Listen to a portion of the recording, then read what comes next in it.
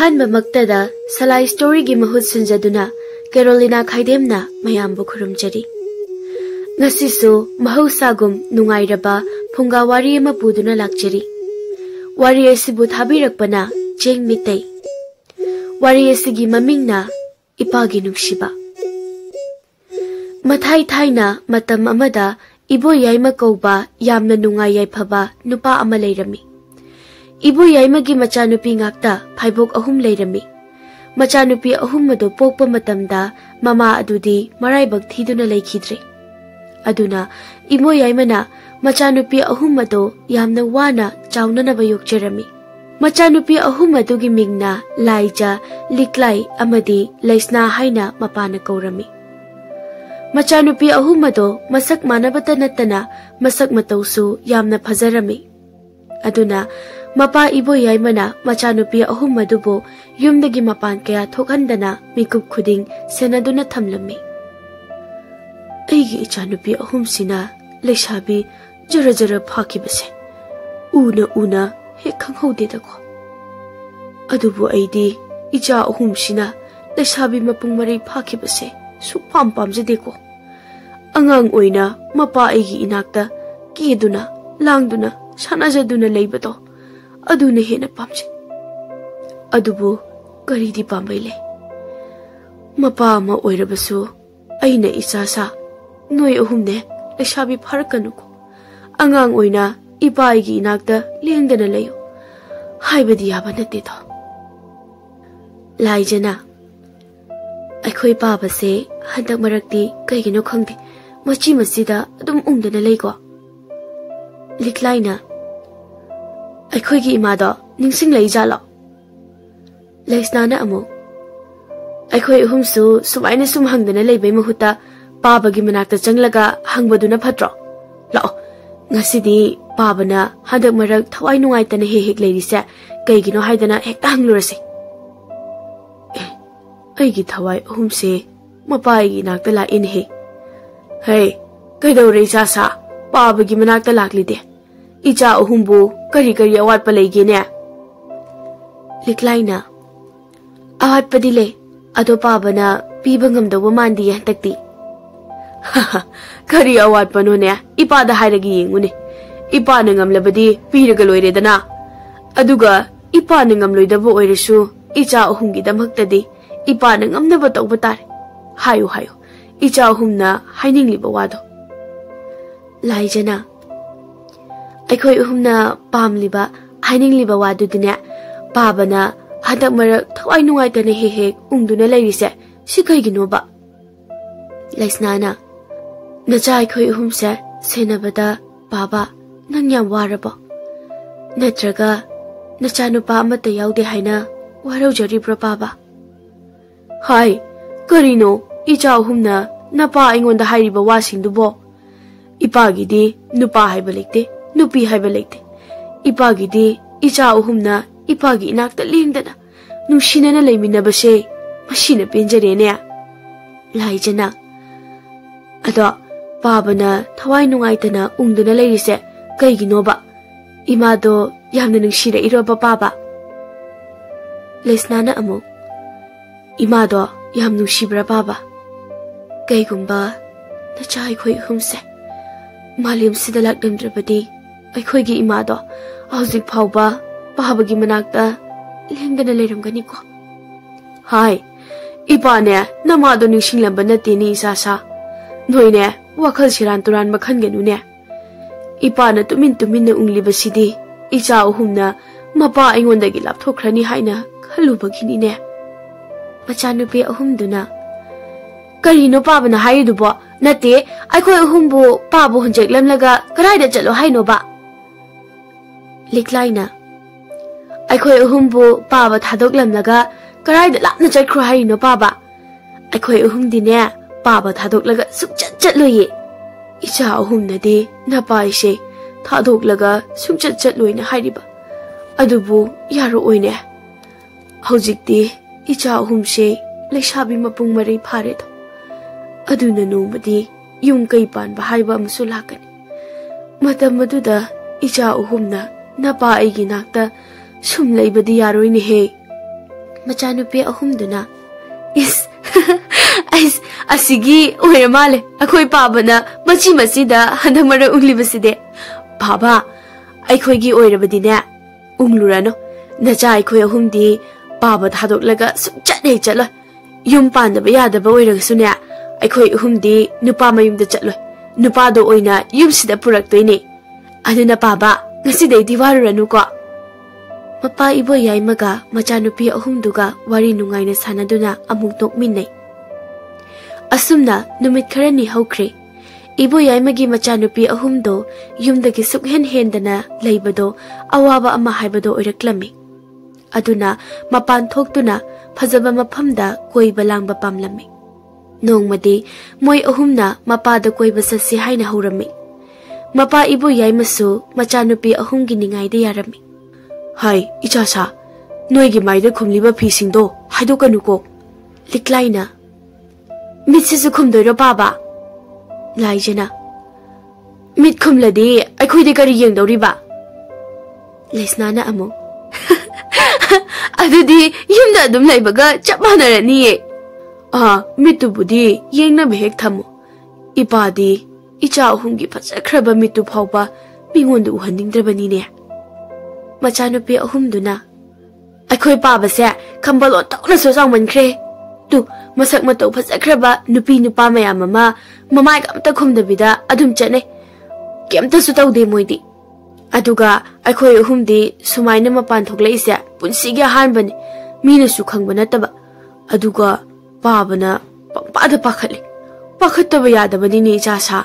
Noinadi uriba mi singse afaba mina kanano. Fataba mina karambano haiba khangdabanina mi khudimak amato oina chap manana khaliba adugane noina phajai hairiba mi singsidagidine aigi cha ahumgi khajai machet ama phawba yauba natene machanupi ahum aduna is akhoi pabana machanupi akhoi humse mayamdagi hen haningbasidi ado paba mafamase yamna phajai yengbagi pemba sunai naide Babana nachai khoi humse asukui bachahi se dum phajillaga thamdana phajarba mafam kaya se udana khangdana lerimli bani ko ado baba ngasi deidi nachai khoi humse maimit khumlabasu leibaga sigi pajapajaba mafamda buduna yenghanbiu ko baba aina igi ichanupi ahumsibu nushiba henmandana aigi inaktagi hindok haningdabagi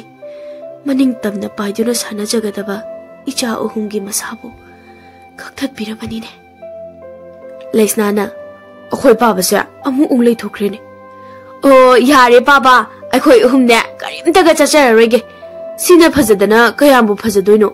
Baba na nacha akhoi ahumbu nungsibibaduna hena tamanda phaje. Iba ungdene he. Wakhal amasung khanbane. Mathangna karaida icha ahumbu koiba pubisige dana. Machanupi ahumado mapagi waduda haraubana loirami. Laijana. Asingbagiro baba. Asingbagini ne ipana hairibase. Ado ngasigidi halasi. Yum yaubadane numit takibana halani. Lao hannaba tawrasiko. Machanupi ahumaduna. Hoi baba halase. Ngasidi aikhoi ahumse wakhal yam nungaye. Yumdaga haningde sagol se tongduna ahing chupa kuchatchatningi. Hai, ahing dadi, miyoiba kanamatana koiba chanadeko. Ahing sidi lai fataba, sakai, mi da hairagana huranba, fataba mi singna chanabagi wan. Lao, aikhoi ipa isadine numidang na chatpa yadeko. Liklaina. Ado baba, mathang deidi koiba chatpadane, lai khurambagi phijo setlaga chatkeko. Aduga aikhoi na chatliba mafam adubu koliba laido, adudo khoiramak seba. Hoi, icha ahumna pamjabado, adumto. Ipane, ngasidagidi, icha ahumda, karimata tinglaroi. Taubatabu, fataba, laina yadaba thabaktine, tauba yadiko. Tauroye baba, aikhoi ahumdine, laina yarasu, ipane yadadi, tauridoribane. Hoi. Mapa macha moi mari yum yauraklami. Aduga chayol amamam kanaduna leibakadugi phajaraba mafam kayada ibo yaimana machanupi ahumdo koiba purami. Aduga machanupi ahumduna chatluba mafamdubu konba laibu khoiramjaduna yam harauna mafamadugi phajaba pumba yengjarami. Adubu machil mana moi ahumgi phajaraba saktambu uba mi khudingna ngaunadaba pamnadaba mi yauramde. Aduna yum phauba inarakpa nupa kayasu yaurammi. Nomadi yam thajadana Lanmi khara sagol tongduna ibo yaimagi yum tana inaraklami. Lanmi amana asigi yum sidara masak matau phasakrabi sakmanabi lesabi ahum jangkibada. Lanmi amana amo mani iyamba nupa ahal amana question senaraga masigi yum sida pusankibani. Amana amo adudi hekta jangsilasine aidi masak manabi lesabi moi ahum urubadagi thamoi kase hangoi chungbagumna hakchang manungsida chungduna leirene. Ataiduna adudi hekta changlasi konthong kasina othokna chena lolida. Iya hangbe hekta yadine musigi konthong side.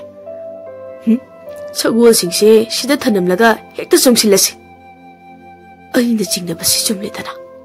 Ichasa ipane hek takpa mafam aduda lolurhe Thungana janglakliba lanmira huranbara di khangde. Mi aphabadi suknat natre. Chalo ipana haiba mafam aduda chango chalo. Laijana ipana harise tarabunu ene lao ipana senba arunba kaduda lotlurasi. Lesnana yam kiye aidi liklaina amo nangdana tikirise akhoi ani sune lao mi khara thuna. Lanmi singaduna Yum kasidi onthok na chawkreda.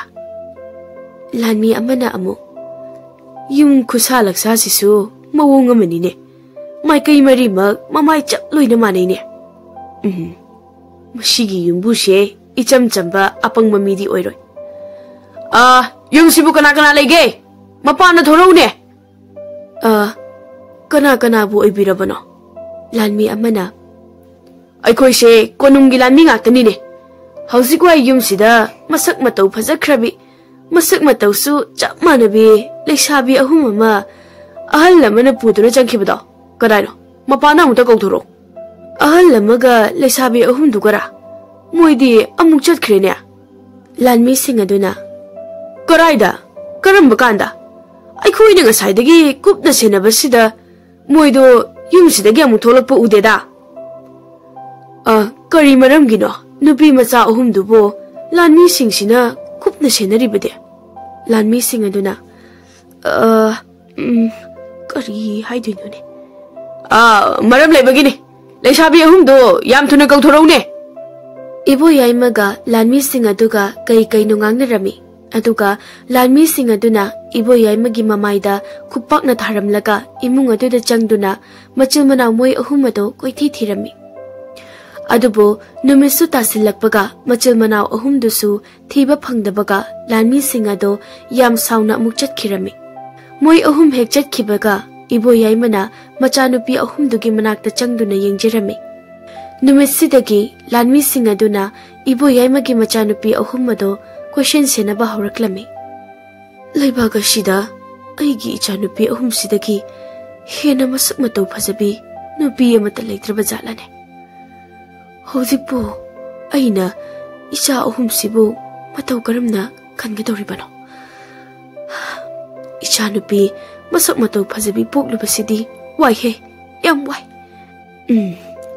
Adubu sumaina sum isagi yumsida mirot tawna icha nupi ahumsiga sum lotuna kayam koina leigadoino. Aduna konungda hekta chatlaga ining thauda phattaba lanmi singsigi maramda wakatlurake. Maduna parane. Ichasa hayeng ayuk nganane ipane konungda chatuna ining thauda phattaba lanmi singasigi maramdane hekta wakatlurake. Maduna trabadi lanmi singasina ipa ichatane adum yetuna leiragani. Machanupi ahumduna adudi baba aikhoi ahum sulake baba matomda konungda chatkibada aikhoi ahum yamna pakhatli. Aduga baba na chakkraga aikhoi ahumna yumsida leihobasuki Papa, I could marry Pundakonum, the Minaraseba. Madu Yaroi Nijasa. Ipane no ngandringaidane phat launa chathokluраga yam thuna mu halak adugane ipana yumsida khudong thiba laklaba kanda lotnanaba aronba ka ma saduna leiribase midi lairadana lai phawbana irai laina thiba phangadaba nateko aduna noi uhumna ka aduda ipa laktripa phawba leiram koisa sa ibo yaimana machanupi ahumdo themduna yum adugi aronba ka aduda chana thaknanaba pot suna thamjillamlaga konung tamna nongandrigaida chatkhirami machanupi ahum adudi aronba ka aduda mapa halakpa ngaiduna yam kina lai khuramduna lehurami adubu moi ahumgi thamoi sengba laibu ningjabaduna layam singna mikup khudingi yengsinmirami ibo yaimana konungda yauduna ningthauga unaduna wari pumba tamlami wari sing adubu ningthau adugi machanupa atomba Rajkumar lakpasu yam nungaina tarami ningthauna nupa nangna hairiba wasi asengmani ko karigumba aranba wa oiduna aigi lanmi singi mingchat thinaba shinbo oiramlagadine nangakana saga tongan tagani ko aina haijariba wasingse asengba ngaktani iningthau thajadraga aigi yumda chatuna lanmi sing aduna tawribado tumina mukta yengbiu moina adumna sum tawduna leirabanina ipa isa wabana loirine iningthau hai kana lei ahal asigi yumda chatlaga hariba lanmi sing aduna ahal asigi yumda tawribado achumbara aranbara haibado munna yenglucho karigumba lanmi sing aduna lalamlabadi lemna amata thagano aduga ahal asina lalamedana ahal asi lemna thagano magi machanupi phaibok ngakta ahum lei hairibasibu kayamuk yamna phajaba janone Rajkumar lakpana ipa ningthau lanmi sing ngakta thabagi mahuta ai oina lanmi kharaga ahal asigi yumda hekta chatlaga yengjarurage nang oina chatke ba tomba nangi mathong chadabaduga lam khuhen duga ado tomba nangna oina sharan tural amu tawruni ko tahuroida baba ado ipa ningthau ai amu chacharurage ko hoi chaluro adugane lanmi khara yamna pukho ko aigi icha tombase nupi masak matau phajaba ubadi yadabani se shoidana sharan tural amu tawramdanane laiba watho oinani ko hoida ningthawai ama ichau chauna ichagi damakta leiribasidi ibo yaimana aikhoigi ningthause phadi phaba jatni ko hojikti lam henba lanmi singdo nungai ni dana aduga iningthaugi hek machanupa atomba Rajkumar masamaksu yauraga aigi yumda chatoraba ko Rajkumar lakpana he ahal nang lehorage haibro ha chalo mangtha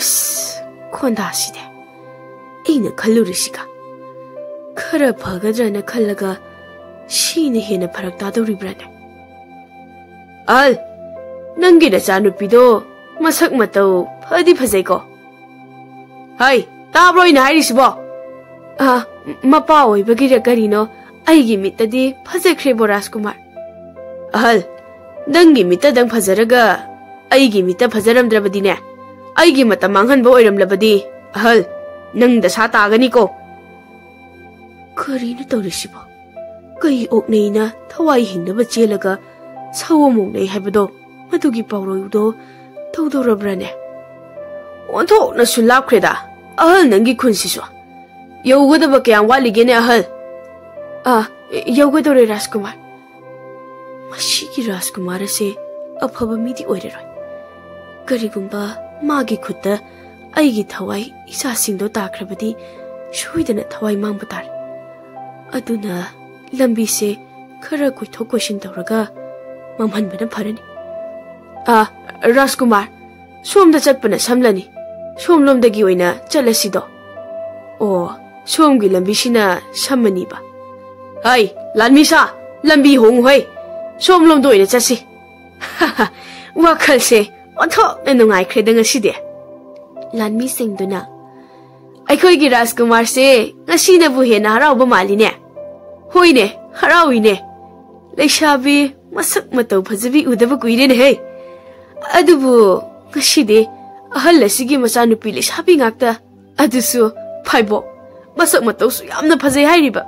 Sidabu aina haraudana kanana haraugani. Oh, aina konungda chatlubasina hena aranba khothang oirabako. Numitsisu sungta tadi dengan sih. Hai, ahal, kaya muali gini hei. Yaudore Raskumar, mangda uri bacing se kakat laga kumthara badi, aigi khuldo shoida na yaurani. Kari hai ba, mangda uri ba, ai khui gi lebaga sigi, khwai digi wang bacing se karaga kumthara di yaurani hai ba. Lanmi singa duna. Masigi ahal se macin thire, singa sima to yauna karbadi, chayola macangani. Aduga chinga sigi wang mudadi atopa leba amamu hawkre. Kari hai ba? Adudi ahal lasina Raskumar aingonda oidaba ngangduna matam manghalaba. Hai, Lanmisa, ahal lase phaw. Kari gino nangna aingonda oidaba wang nganglibade. Ha? Lanmi amana. Masi phusi he. Hey ahal, nangi nachanupi ahumdo aikhoigi Raskumar sina senabigena makhongna thongna laklaga nangna karigi lambi seral turan taklibano. Ha? Nang sining labo hal. Aina konungda laktuna ining thauda wakachabadi aikhoibu phattaba mi singdudagi nakpi sinbinaba wakachabani do. Adubu madu aigi apangba wakhal taramle. Noidi ipa ichabu nakpi sinbiba lakpa natri. Aigin ichanupi ahumdubu mapa aigi mangmaktada noi masen setuna yenaduna chaba lakpa oira malene. Hai, apangba hal. Karigi Akhoi mayam sina nachanupi ahumdo setuna yenaduna chadoribano ne. Ai ama ichau sauna yauribasi udro. Moi yaudrabasu aina dum chadorabasi ba. Lanmi sing aduga Raskumar aduga kanna nokminai. Moina noklingaida ibo yaimado machanupi singdo kanbiba sagol adu laithoktuna kanna thaukhirami. Madu ubada Lanmi sing aduna kanna tanarami. Kana tanaba phanglaktabada Raskumar lakpana magi sagolda yepliba ta adu lauthokduna ibo yaimada langlammi. Ta aduna ibo yaimagi managal phaudoktuna sagoldagi onthaduna tarami. Ibo yaimana tana hek yungbaga machanupi ahumado akiba phangna tu khyau launa chungi. Pakhatuna paba haina lotlambadagi mapanda chenthoraki. Adubu thongada phattaba Lanmi singdo ubadagi kaptuna amuk chensanduna moi ahumadu lotlammi. Lanmi sing aduna ai tutu sagmanabi masak phajabi lesabi ahumdo mapana thoraklamaga amuk chesengrene lao amuk te yenglusi. Lanmi amana moise aikhoibu kidana lotliba malene. Aikhoidi moi ahumdo masak matau chap mana khai masak phajamanbasida thajadadana yingningbagi tawbagi wani. Aikhoigi ningthogi machanupa singduna ukhrabadi lesabi moi ahumse sanna hangam chabagumna chabikhrani ne. Lanmi amana amu aikhoisu ahanbada aikhoigi hainabi mawongda yumsida huranba phattabagi sangnonduda changurene. Somdana ibo yaimado machanupi ahumdugi khanbada siba ngamdana mamittagi mapi taduna mayum maika yengduna leiri. Ipagi thawai ahum napana icha ahumbu gakpi sinbiba ngamlodorine. Lanmi sing aduna masigi ahalse ta sina mathabak phawna yunglabasi phawba sidene. Raskumar lakpana adudi ta do satoklaga amuka thinjalamo aduga yamthuna aikoi ahal asigi khulda sase. Lanmi sing aduna hoi Raskumar he ahal handakti shiroko iya sidrabadi sidraba idane. Adu Raskumar ahal asigi khuldi aikoina kamaina khangane. Ahal sina mamittagi mapi taduna munna yengliba maikaidu yengo to khulama lapna udro masigi khulse ahal asigi khulne khanglaba. Lanmi sing aduna aikhoigi Raskumar se kokti fazana leiba jani he.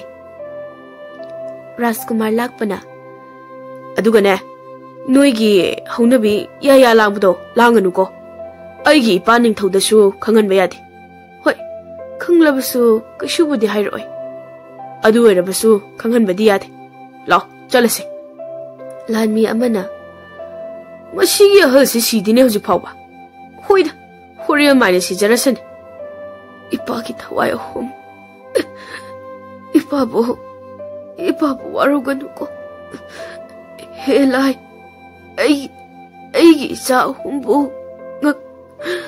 ꯉꯥꯛꯄꯤꯁꯦꯟꯕꯤꯌꯨꯀꯣ ꯂꯩꯁꯅꯥꯅ ꯑꯩꯈꯣꯏ ꯑꯍꯨꯝ ꯀꯃꯥꯏꯅ ꯇꯧꯅꯦ ꯏꯄꯥꯁꯨ ꯍꯧꯖꯤꯛ ꯐꯥꯎꯕ ꯍꯜꯂꯛꯇꯦ ꯑꯩꯗꯤ ꯌꯥꯝꯅ ꯀꯤꯔꯦ ꯏꯄꯥꯗꯣ ꯐꯠꯇ ꯅꯨꯡꯗꯒ ꯊꯣꯛꯂꯝꯒꯗ꯭ꯔꯣꯕ ꯂꯤꯛꯂꯥꯏꯅ ꯑꯗꯨꯃꯥꯏꯅ ꯍꯥꯏꯒꯅꯨ ꯑꯩꯈꯣꯏꯒꯤ ꯏꯄꯥ ꯀꯩꯁꯨ ꯇꯧꯔꯝꯃꯣꯏꯌꯦ ꯑꯗꯨꯅ ꯑꯩꯈꯣꯏ ꯑꯍꯨꯝ ꯏꯄꯥꯅ ꯍꯜꯂꯛꯇ꯭ꯔꯤ ꯐꯥꯎꯕꯗꯤ ꯀꯥꯁꯤꯗꯒꯤ ꯍꯦꯟꯗꯣꯛꯀꯨꯝꯁꯤꯀꯣ ꯂꯥꯏꯖꯅ ꯑꯃꯨꯛ ꯑꯩꯈꯣꯏꯒꯤ ꯏꯄꯥꯅ ꯃꯐꯝ ꯑꯁꯤꯗ ꯃꯆꯥ ꯑꯩꯈꯣꯏꯅ ꯋꯥꯗꯅꯕ ꯍꯥꯏꯗꯨꯅ ꯆꯥꯅ ꯊꯛꯅꯕꯗ ꯅꯠꯇꯅ ꯇꯨꯝꯅꯕ ꯐꯥꯎꯕ ꯂꯣꯏꯅ ꯊꯝꯕꯤꯔꯝꯂꯕ ꯃꯥꯜꯂꯦ ꯑꯗꯣ ꯂꯤꯛꯂꯥꯏ ꯂꯩꯁꯅꯥ ꯑꯩꯈꯣꯏ ꯑꯍꯨꯝ ꯏꯄꯥꯒꯤꯗꯃꯛꯇ ꯂꯥꯏ ꯈꯨꯔꯨꯝꯁꯤ ꯍꯣꯏ ꯈꯨꯔꯨꯝꯁꯤ ꯂꯥꯟꯃꯤꯁꯤꯡ ꯑꯗꯨꯅ ꯑꯩꯈꯣꯏꯅ ꯌꯨꯝ ꯑꯁꯤꯗ ꯊꯤꯕ ꯌꯥꯕ ꯊꯤꯔꯕ ꯐꯥꯎꯕ ꯁꯛꯃꯥꯟꯅꯕꯤ ꯂꯩꯁꯥꯕꯤ ꯐꯥꯏꯕꯣꯛ ꯑꯍꯨꯝꯗꯣ ꯊꯤꯕ ꯐꯪꯗ꯭ꯔꯤꯅꯤ ꯑꯣꯟꯊꯣꯛꯅ ꯍꯩꯅꯁꯨ ꯂꯣꯠꯈ꯭ꯔꯦꯗ ꯂꯥꯟꯃꯤ ꯑꯃꯅ ꯈꯨꯜ ꯑꯁꯤꯒꯤ ꯃꯤꯁꯤꯡꯅ ꯍꯥꯏꯔꯛꯄꯗꯣ ꯆꯨꯝꯗꯤ ꯆꯨꯝꯃꯤꯗꯅ ꯏꯕꯣꯌꯥꯏꯃ ꯍꯥꯏꯔꯤꯕ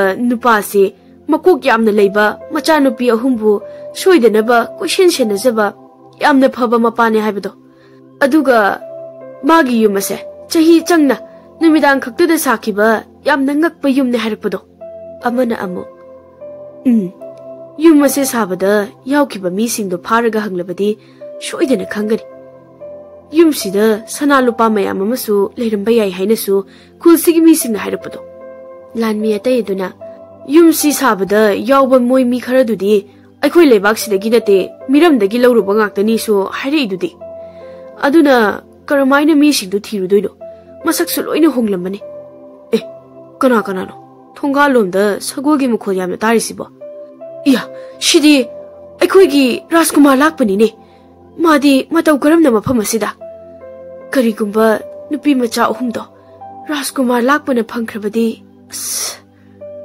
ꯔꯥꯖꯀꯨꯃꯥꯔ ꯂꯥꯛꯄꯅ ꯁꯤꯗ ꯂꯩꯔꯤꯕ ꯁꯒꯣꯜꯁꯤꯡꯁꯤꯗꯤ ꯀꯣꯅꯨꯡꯒꯤ ꯁꯒꯣꯜ ꯉꯥꯛꯇꯅꯤꯅꯦ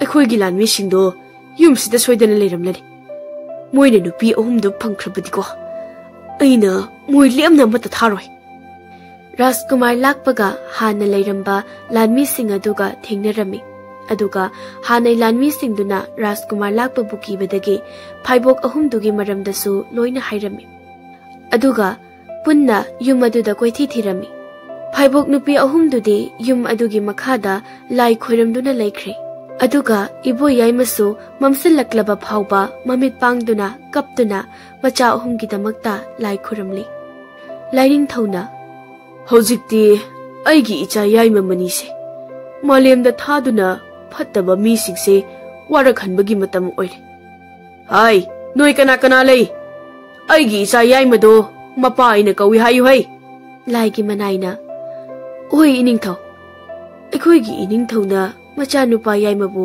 ꯀꯧꯔꯛꯂꯕ ꯁꯣꯏꯗꯅ ꯂꯝꯍꯦꯟꯕ ꯈꯔꯗꯤ ꯂꯥꯏ ꯑꯣꯏꯒꯦꯔꯥ ꯇꯥꯏꯕꯪ ꯃꯤ ꯑꯣꯏꯒꯦꯔꯥ ꯂꯦꯝꯅꯗꯤ ꯊꯥꯈ꯭ꯔꯔꯣꯏꯗꯕꯅꯤ ꯃꯤꯀꯨꯞ ꯈꯔ ꯂꯩꯔꯒ ꯏꯕꯣꯌꯥꯏꯃꯒꯤ ꯃꯅꯥꯛꯇ ꯂꯥꯏꯅꯤꯡꯊꯧꯒꯤ ꯃꯆꯥꯅꯨꯄꯥ ꯌꯥꯏꯃ ꯑꯗꯣ ꯇꯥꯏꯕꯪ ꯃꯤ ꯑꯃꯒꯤ ꯁꯛꯂꯣꯟ ꯂꯧꯗꯨꯅ ꯂꯥꯛꯂꯝꯃꯤ ꯅꯪ ꯀꯅꯥꯅꯣ ꯅꯨꯄꯥ ꯑꯩꯒꯤ ꯏꯆꯥ ꯑꯍꯨꯝꯕꯨ ꯀꯟꯕꯤꯕ ꯂꯥꯏꯅ ꯊꯥꯔꯛꯄ ꯃꯤꯔꯅꯦ ꯂꯥꯏꯒꯤ ꯃꯆꯥ ꯌꯥꯏꯃꯗꯨꯅ ꯑꯣ ꯃꯄꯥꯁꯤꯗꯤ ꯃꯆꯥꯅꯨꯄꯤ ꯑꯍꯨꯝꯒꯤꯗꯃꯛꯇ ꯈꯟꯕꯗ ꯁꯤꯕ ꯐꯥꯎꯕ ꯁꯤꯕ ꯉꯝꯗꯅ ꯑꯣꯟꯊꯣꯛꯅ ꯋꯥꯅ ꯂꯩꯔꯝꯂꯦꯗ ꯍꯦ ꯑꯍꯜ ꯑꯩꯅ ꯅꯪꯕꯨꯗꯤ ꯀꯟꯕ ꯉꯝꯂꯔꯣꯏ ꯑꯗꯨꯕꯨꯅꯦ ꯅꯪꯒꯤ ꯅꯆꯥꯅꯨꯄꯤ ꯑꯍꯨꯝꯗꯨꯗꯤ ꯑꯩꯅ ꯁꯣꯏꯗꯅ ꯀꯟꯕꯤꯔꯒꯦꯀꯣ ꯑꯗꯨꯅ ꯄꯣꯊꯥꯔꯣꯅꯦ ꯃꯤꯠꯇꯨ ꯑꯣꯏꯁꯤꯟꯗꯨꯅ ꯑꯗꯨꯕꯨ ꯅꯪꯅ ꯅꯆꯥꯅꯨꯄꯤꯕꯨ ꯅꯨꯡꯁꯤꯖꯕꯁꯤ ꯎꯕꯗ ꯑꯩ ꯄꯦꯜꯂꯦ ꯑꯗꯨꯅ ꯃꯊꯪ ꯃꯄꯣꯛ ꯂꯥꯡꯉꯣꯟꯗꯗꯤ ꯃꯄꯥ ꯑꯣꯏꯕ ꯅꯪꯅ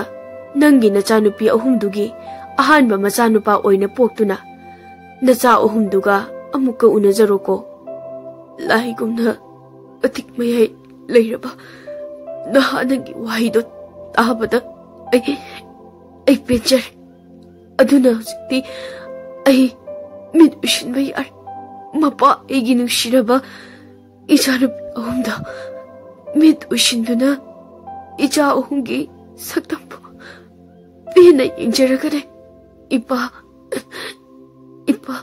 potharage ko ibo yaima mit ushinduna machanupi ahumdo ningsing thawai thakirami laigi macha yaimana mapa sigi thawai yaudra bhakchang ase mafam asida phumjin biram lage ko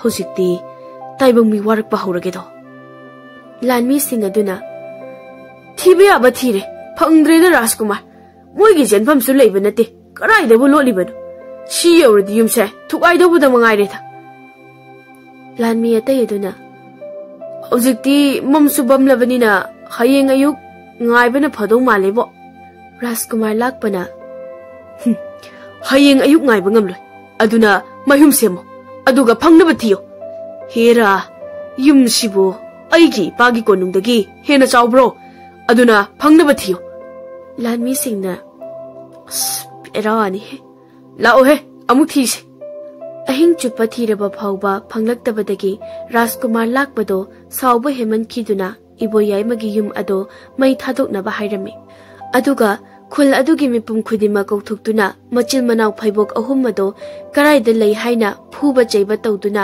hangbasu horaklami aduga laigi macha yai madudi machil manau phaibok adugi manakta leiduna wari pumbali duna mapa kaina bagi maichakpu thembiduna leirami lanmi singaduna aikhoi gi Rajkumar sina tawrise hindi henmaliko masak sung udaba nupi ahumduda mana suk yamna matin tha kai pamlisibu karino haibinida lanmi amana yare haise tawsi natradi aikhoi mu ta satani ado sigi yumsidi mai su sak tina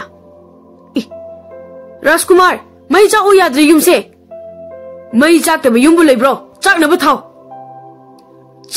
chak ti Rajkumar hando noi ai thagi yengu lanmi amana mai cha as ayuma kanbiyo ay mum ta kanbiyo ay mai cha lanmi amana amu karino Rajkumar na yumsida mai na chubu khudingi ai khoi lanmi singda oina mai na chaklisiba Rajkumar gi mai do amukta muthat piyo karino ai ni yumsida mai tharaga ai gi lanmi singda oina mai na pangchak ta chaklisiba ai bu konungda halasirane haloi mashi phawbada aina ningkhiba aina pamkhiba pot amata phangdana tokhidri aduna nupi ahumse aigi oidriba phawba ai haloi ai shunghan haloi laigi macha yai maduna kaplanu ne noi ahumbo noi ahumgi ipado nacha oina phanglaba kanda noina nuksina nungaina amuk thambirone aduna lao hojik aikhoi mapana thopagi matam yori lao lanmi singna Rajkumar sakmana bile sabi ahumdo imungdagi thoraklene as khufajase masak singse aduga sab sumane heba karai mapana haibado chumledana side phazakre moi ahumma aigi aduga kanano nupa masina madi ahing chupa aigi nupi ahum sigi manakta kaidawriba mabung soidana oirangani hai nupa nachal nupi ahumdo aingonda sinaro he ai konungda pukhrage liklaina aigi ipa hatpa phattaba mi ase karamba matamda hatkadawribano laijana hatlo moi baso aduga aikhoi mitpe na yenge lesnana amu abata lemna thaganu ko moise lanmi singna kari no mu hainarisina aduga nupa sidi mi achamba bu mandene Rajkumar lakpana kariaba ai bo hatoriba adusu ai gi lanmi mayam se leina mata mangan makana de ai lanmi sing nupa si pharaga ne makko thude hoy aduga ai gi nupi ahum se puraga chalamage he lanmi sing ado laigi macha yaimado phaba changlakpaga masa mathanta mangak singdo prok launa leithekduna leimaida dom tuduna sirami Aduga achumba pamjaba lanmi moi ani mukti karisu tawramde. Oiriba phiba maduda khul adugi miya madusu ingak ngakri. Aduga Rajkumar lakpadudi kisuki phaibok ahum do yenglaga tin amuk yot tawduna leirami. Masigi nupa se mitrang haiba mi oibatai. Aduna ta sinalaglaga oina halak. Iya! Hush! Karina! Ta sidi hingondo oina pasilaglaga tilledana. Oh! Pauduk lene. Ipaning tho. Nazaibu amuk takanbiyo. Ipaning tho. Ay sining diye. Laigi macha yaimena. Fattaba mi nangshu pak hekta shiroi. China khangba ngamdaduna sining labasu shiba ngamdana.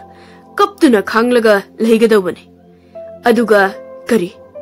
Nangina paning thawdusu ngashidi magi numishu halake. Aibu muktadi kanbiyune mitrang haiba nupa. Nangna aigi thawai hek kanbibadane. Nangna pamba sana lupa kayano ay loina pigani. Sana lupa da nate. Laibag asida laiba khwaidagi masak matau phajabi nupi kayasu aina nangwanda pigani. Se mitrang tawraga aigi thawai da di kanbiyune. Sanan ba nupa nangpo aina abada yadre haiwani. Laigi macha yaimena. Shiramdai mikupsi phawbuda magi wakhalsida afaba haibado machit amatabo hek yaudida. Mashidi ta masina pendre. Ta tarasina masa pumba yunglage he. Sushi shi handana China khangba ngamda khai thamlage. Kari haiba sanan ba nupa aidi nangse yamna phaba mi oiraboi khanuraga aingondagi nangni hena phalamdredana. Ayo kaino karai dagi tano aingonda phawda kai tinjalakni basibo. Ayun Laigi macha yaimaduna Rajkumar lakpado ta mayam thinjanduna athapa lamhang amada thamlammi. Pawa se tabada lining thona lanmi mayam ama puduna laigi macha yaimagi manakta laklami.